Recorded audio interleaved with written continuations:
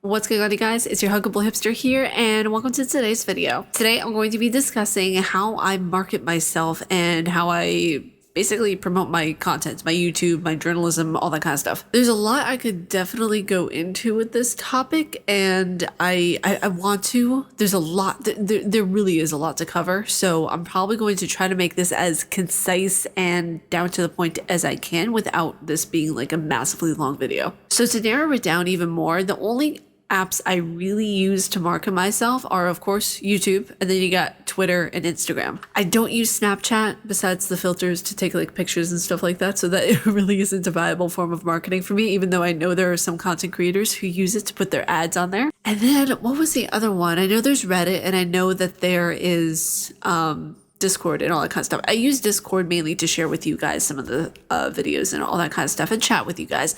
That really isn't a form of marketing because marketing has to be like more widespread than it is like, you know, than it would be fully contained. So let's go into Twitter first because I feel like Twitter is more easily explainable than Instagram nowadays because Instagram I feel like is just all over the place when it comes to marketing. And just as a disclaimer, I do not buy advertisements yet. I want to be able to do advertisements in the future, but I don't have the income to do long-term advertisements. So for a lot of content creators, this bit is kind of self-explanatory. Whenever you market something on Twitter, the words that are in the tweet are searchable. So you don't really have to put hashtags or anything like that. Once you type in a word, the words and tweets will come up in the search. And not even just in the search, you just click, like, not click, but you like type in Bloodborne, everything Bloodborne comes up.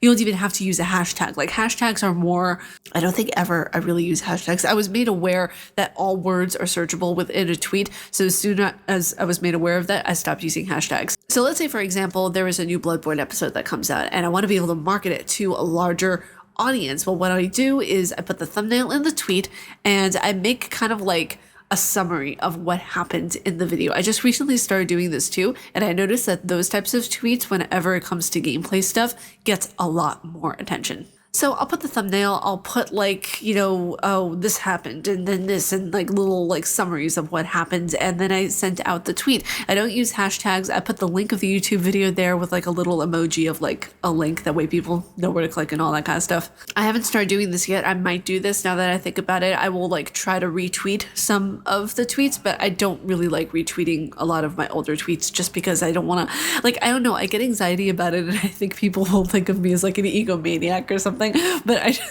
I normally don't retweet my own tweets. But yeah, if it's gameplay and stuff like that, or if like someone has mentioned that they like the video and they tweet it out, I will retweet their tweet. And that's also a form of marketing because someone else is discussing your video and you're basically sharing about it. So in that sense, Twitter itself is kind of self-explanatory now that you guys know kind of like what makes the butter. Now for Instagram is a little bit different. When you are marketing on Instagram, and by the way, I just want you guys to keep in mind, marketing for everybody is going to be extraordinarily different. The way that they approach it might be somewhat similar, but their tactics different, if that makes sense. So when it comes to Instagram, I will either post in the stories, or I will either do reels, or I will do photos.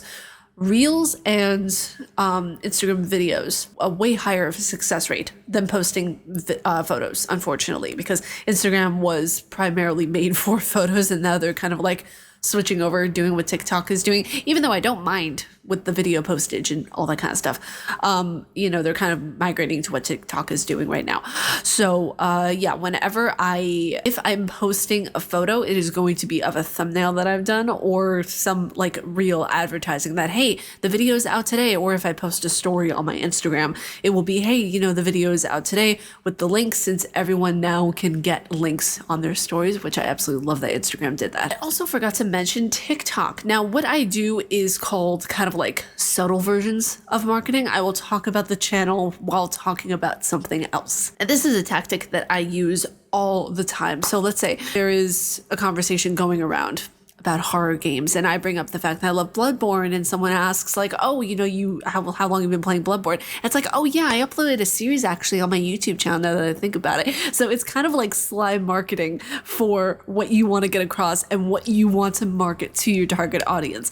So like, you know, I'll mention like, oh yeah, no, I actually have a playlist up on a Bloodborne that I do like psychologically gaming videos for it and, you know, playthroughs and all that kind of stuff. So you can mention it on the sly and you have to be really kind of clever about it because it does take some finessing to do, especially like if you're in an interview or if you are talking amongst friends and they're bringing up the subject, you can like kind of like throw it in there as an aside. It's really like it's some of the most clever marketing stuff that I've learned from college is that kind of sly like ninja marketing.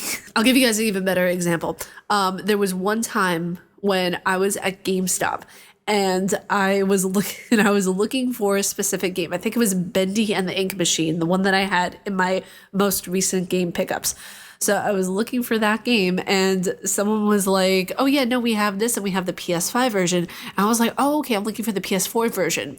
And as soon as they brought it out, we said, thank you, all was good. And I was like, yeah, you know, I do game reviews and everything like that. So I always try to get a different title every so often to see like what's new and what's popping. I actually had a lot of people IRL subscribe to the channel whenever I do that. So I think it's a clever way to market yourself if you're a YouTuber. It takes some practice and it takes some confidence to do, but I feel like it's one of the more beneficial ways to market yourself in the real world, in that lovely universe that we call home. Like I've done it so many times now, I can't even count it, where I'll like go into GameStop and I'll be like, oh yeah, no, I do like, I'm a game journalist and I review like different titles. It's always so fun to be able to get something that I've never played before. And you just make casual conversation about it.